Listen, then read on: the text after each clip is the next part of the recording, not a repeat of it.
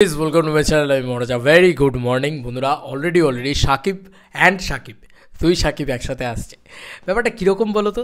সাকিব খানের পরবর্তী সিনেমা নিয়ে কথা বলছি। সাকিব ফাহাদ তিনি কিন্তু বলা যেতে পারে বিজ্ঞাপনের পরিচালক। তিনি কিন্তু এখন প্রথম ছবি সম্ভবত করতে চলেছেন মেগাস্টার সাকিব খানকে নিয়ে, যেটা এক্স মেজরের চরিত্রে সাকিব খান অভিনয় করবেন। এবং এই ছবিটাতে কিন্তু একটা গল্প নির্ভর ছবি হতে চলেছে। এটা একটা অ্যাকশন ধর্মী বা মাস অ্যাকশন ফিল্ম নয়, এটা একটা গল্প নির্ভর ছবি। এবার দেখা যাক যে এই ছবির হাইপ কেমন থাকে, পাবলিক কী কথা বলে, সাকিবিয়ানরা কতটা এই ছবি নিয়ে উদ্দীপিত। তবে আমার কাছে দুটো প্রশ্ন আছে। হয় একজন কেউ ঢপের কীর্তন দিচ্ছে, আর মানে কেউ না কেউ তো ঢপের কীর্তন দিচ্ছে সাকিব খানের আপকামিং ছবি নিয়ে। এই ভাই মজা লাগবে এবার, তাই তো? ভিডিওটা ইন্টারেস্টিং হতে চলেছে। দেখো, প্রথমত আমি যে কথাটা বলবো, এই ছবির যে রিলিজ ডেটটাকে জানানো হয়েছে, বা রিলিজ ডেট জানানো হয়নি, মানে রিলিজ ডেটের বাদ দাও, আমি বলছি শুটিং ডেটও যেটা জানানো হয়েছে সেটা খুব ভয়ঙ্কর একটা ডেট। তো পৌশালীদির কাছ থেকে ক্রেডিট দিচ্ছি, কারণ সে এক্সক্লুসিভ আপডেট বার করেছে, ইনসাইডার বার করেছে যে এই সিনেমাটা নাকি আগস্ট মাস থেকে ফ্লোরে যেতে চলেছে। আগস্ট মাসের এন্ড এবং বা আগস্ট মাসের মিড এইরকম টাইম থেকে ফ্লোরে যেতে চলেছে। খুব ভালো কথা, খুবই এক্সাইটিং ব্যাপার এটা একটা, যে আগস্ট মাস থেকে ফ্লোরে যেতে চলেছে। কিন্তু ব্যাপারটা হচ্ছে, তাহলে স্বপন চৌধুরী কিন্তু ঢপের কীর্তন দিচ্ছিল, এটা মানতেই হবে। কারণ সে বলেছিল যে ডিসেম্বর মাসে একটা ছবি আসবে রায়হান রাফির পরিচালনায়, যে ছবিটার এখন নামও অলরেডি বিভিন্ন জায়গায় বেরিয়ে গিয়েছে, শেয়ান বলে নামটা। তো সেই ছবিটা জানি না সেই ছবিটা হচ্ছে কি হচ্ছে না, কি হচ্ছে কি না হচ্ছে, যাই হোক, তো সেই ছবিটা আসতে পারে। এবং সেই ছবিটাও নাকি আগস্ট মাস থেকে শুটিং শুরু হবে। মনে আছে তোমাদের বলা হয়েছিল স্বপন চৌধুরী বরবাদ রিলিজের আগে, তাণ্ডব রিলিজের আগে। তো এবার সেই ছবিটা তাহলে মায়ের ভোগে যাচ্ছে, এবং যদি যায় তাহলে আমার কাছে কথা হচ্ছে যে এই ঢপের কীর্তনটা কেন দেওয়া হলো? কারণ ওই ছবিটা তো হচ্ছে না, কোনো ছবি আগে থেকে চুক্তিবদ্ধ হয়ে সেই ছবি হবে না এরকম তো নয়। তো ওই ছবি আপাতত তো হচ্ছে না, তাহলে এই যদি সাকিব ফাহাদের ছবিটা যদি হয়, বা সাকিব ফাহাদের ছবিটা যদি ফ্লোরে যায়, সাকিব খান তো আর এখন আগের জায়গায় নেই যে একই সঙ্গে দুটো ছবি শ্যুট করবেন। এরকম হয় নাকি? সাকিব খান আর শ্যুট করবেন না ওরকমভাবে। সবারই তো একটা আর কেরিয়ার তো একটা রয়েছে। সাকিব খান এখন কেরিয়ারের মধ্য গগনে, কেন এইসব করবেন আবার? মানে এরকম ভুলভাল কাণ্ড কারখানা কেন করবেন? আচ্ছা, এবার এইটা হলো প্রথম বক্তব্য। দ্বিতীয় হচ্ছে যে এই ছবিটাকে নিয়ে আমাকে যদি এক্সাইটমেন্টের কথা জিজ্ঞেস করো, এই সাকিব ফাহাদের ছবিটাকে নিয়ে, প্রথমে আমি খুব যে কিক পাচ্ছিলাম এমনটা নয়, কিন্তু এখন আমার মনে হচ্ছে যে এই যে মানে প্রচুর মানে বিশেষ করে স্পেশালি পৌশালী দিক থেকে শুনতে পাচ্ছি, আরও 5 জায়গা থেকে শুনতে পাচ্ছি যে এই ছবিটার গল্পটাকে মেন জোর দেওয়া হচ্ছে, যে দুই ঈদে সাকিব খান অ্যাকশন মাস এই ধরনের মানে সেলিব্রেশন ফিল্মের দিকে সাকিব খান যেরকম দুই ঈদে জোর দেবেন, সেরকমভাবেই মানে ঈদ ছাড়া সাকিব খান যে 3 নম্বর ছবিটাকে রিলিজ করবেন, সেই ছবিটাতে কিন্তু গল্প বেশি প্রায়োরিটি পাবে। আর আমার এই মানে টেন্ডেন্সিটা আমার খুব ভালো লাগছে, যে শুধু মাস ছবি করে গেলে কিন্তু কোনো দিন সেই লোকটাকে কেউ রেকগনাইজ করবে না। মানে তুমি বলো না, রোজ যদি তোমাকে কেউ বিরিয়ানি খাওয়ায় তোমার ভালো লাগবে? রোজ যদি অ্যাকশন ছবি করে যাও তাহলে তোমার একদমই সেই মানে ব্যাপারটা বিরক্ত লেগে যাবে, সাকিব খানের প্রতিও তোমার বিরক্তটা লেগে যাবে। এই যে বরবাদের থেকে তাণ্ডবের অ্যাকশন আরেকটু বেটার হয়েছে, কালকে হয়তো আরও একটা ভালো অ্যাকশন আমরা মেহেদী হাসান হৃদয়ের ছবিতে দেখতে পাবো, আপকামিং ছবিতে দেখতে পাবো।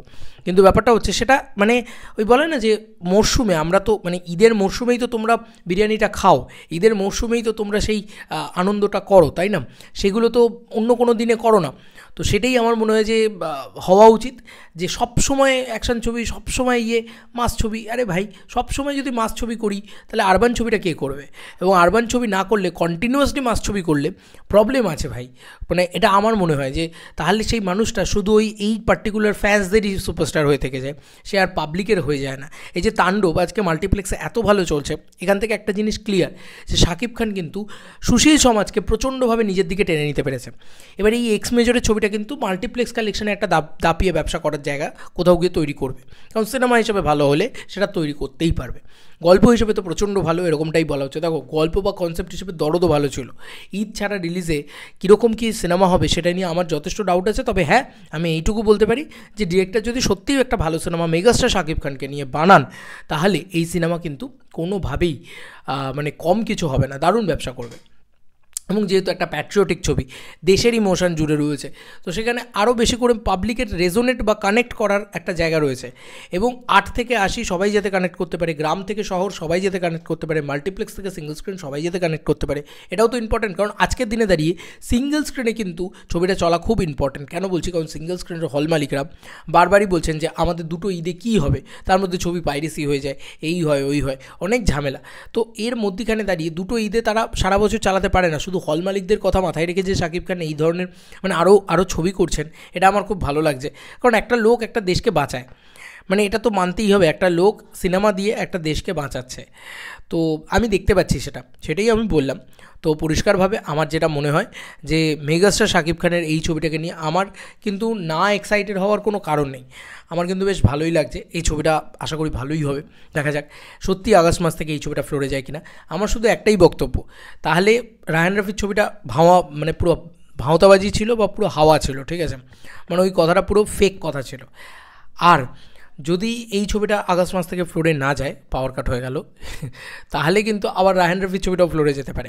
দুটো ছবি একসাথে কখনোই ফ্লোরে যাবে না, এটা আমার কোথাও গিয়ে মনে হয়। এবার যদি রাফির ছবিটা ফ্লোরে না যায়, তাহলে রাফি পরবর্তী ছবিটা কী নিয়ে আসছে, শাকিব খানের সাথে পরবর্তী ছবি করছে না অন্য কারোর সাথে করছে, কী হচ্ছে না হচ্ছে সেটা নিয়ে এখনও দ্বিধাদ্বন্দ্ব রয়েছে। যতক্ষণ না অফিসিয়াল অফিসিয়াল কোনো আপডেট আসছে বা অফিসিয়ালি কোনো জানিয়ে দেওয়া হচ্ছে যে আচ্ছা এই দিনে ছবিটার অফিসিয়াল মুহূর্ত বা যেটা হয় না পুজো করে একদম ছবিটাকে শুরু করা হয়, বা ছবিটার একটা রিলিজ ডেট, একটা পোস্টার ইত্যাদি, এগুলো যতক্ষণ না আসছে বা কোনো নামী পত্রিকার তরফ থেকে যতক্ষণ না খবরটা আসছে যে এই ছবিটাই হচ্ছে শাকিব খানের আপকামিং ছবি, তাহলে ততক্ষণ কিন্তু আমরা শিওরলি বলতে পারছি না যে রাফির ছবিটা ফ্লোরে যাবে না এই ছবিটা ফ্লোরে যাবে। যদি রাফির ছবিটা ফ্লোরে যায় তাহলে এই ছবিটা ফ্লোরে যাবে না, আর এই ছবিটা যদি ফ্লোরে যায় তাহলে রাফির ছবিটা ফ্লোরে যাবে না। তো রাফির ছবিটা তার মানে ভুল কথা। এবং যদি রাফির ছবিটা ফ্লোরে না যায়, তার মানে সবথেকে বড় ঢপের কীর্তন দিয়েছিল হচ্ছে স্বপন চৌধুরী।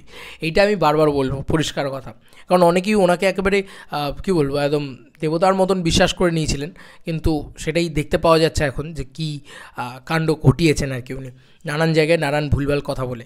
তো এই হচ্ছে ব্যাপার, আমার তো তাই মনে হয়। কারণ এক্স মেজরের আমার মনে হয় না রাফির ছবিটা ফ্লোরে যাবে, আর এই এক্স মেজরের ছবিটাই ফ্লোরে যাবে। আর যদি ফ্লোরে যায় তাহলে কত বড় ঢপের কীর্তন দিয়েছিলেন চিন্তা করো। রাফি কিন্তু কোথাও একবারও বলেনি যে আমি এরকম একটা ছবি করছি, ওরকম একটা ছবি করছি, ইত্যাদি ইত্যাদি ইত্যাদি। চলো বন্ধুরা, নতুন কোনো ভিডিওতে দেখা হবে ভাই।